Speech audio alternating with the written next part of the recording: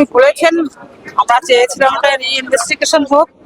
জিনিসটা বলেছেন যদি চেষ্টা করি তবে দাঁড়াতে পারে ইনভেস্টিগেশনটা করানোর কথা দিয়েছেন। আচ্ছা, বরুণের এই যে ঘটনা সেই সময় তো আপনারা জানেন সমস্তটাই, সেটা কি আবার শুনলেন মুখ্যমন্ত্রী?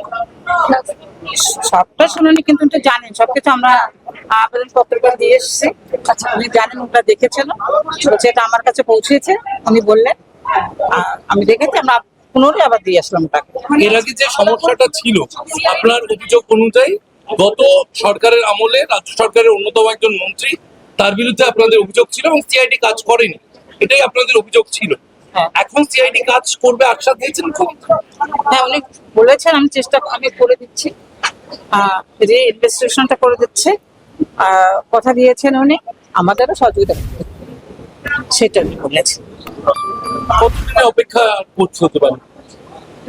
সেটা তো আমাদের হাতে নয়। আমরা মাননীয় মুখ্যমন্ত্রী শুভেন্দু অধিকারীর কাছে এসেছি, 14 বছর অপেক্ষা করেছি। আর দেখা যাক, আমরাও দেখি। সে অপেক্ষা তো আমাদেরই থাকতে হবে, কারণ এই 14 বছর অপেক্ষা করতে হয়েছে।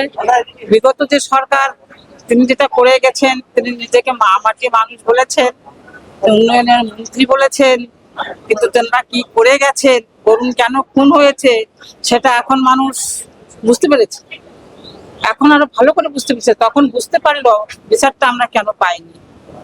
কারণ গুন্ডারা যদি রাজ্য চালায়, খুনিরা যদি রাজ্য চালায়, সে রাজ্যে বরুণীর বিচার হয় না।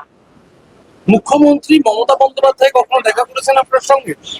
কোনোদিনও না দেখা করুন। তাছাড়া আমরা যন্ত্রমন্ত্রে আমরা রাষ্ট্রপতির কাছে গেছি, আমরা রাজ্যপালের কাছে গেছি, আমরা স্বরাষ্ট্র মন্ত্রকের কাছে গেছি, আমরা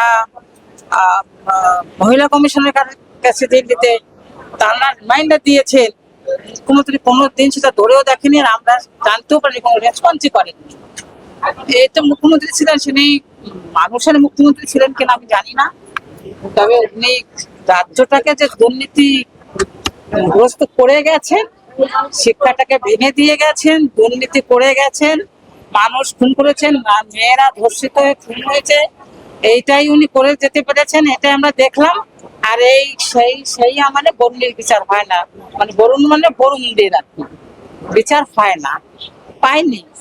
কোনো একটা ঘটনায় যে মানে প্যাথেটিক খুব নির্মম ঘটনাগুলো, সেই ঘটনায় একটা ঘটনা উনি বিচার ব্যবস্থা করতে পারেননি। সেটা মানুষ দেখেছে, বাংলার জনগণ দেখেছে যে বিচার ব্যবস্থার কি হাল, অথচ উন্নয়ন করে গেছেন। আর উন্নয়নের রেশ এখন সাধারণ মানুষ টানছে। আর এখন পশ্চিমবাংলাবাসী না, এখন যে সরকার নতুন এসছে, তার আমরা ধরা পড়ছে, আমরা দেখতে পাচ্ছি যে কিভাবে উন্নয়নটা আমাদের রাজ্য হয়েছে, আমরা হাড়ে হাড়ে বুঝতে পারছি। Thank you. আমার নাম রায় বিশ্বাস।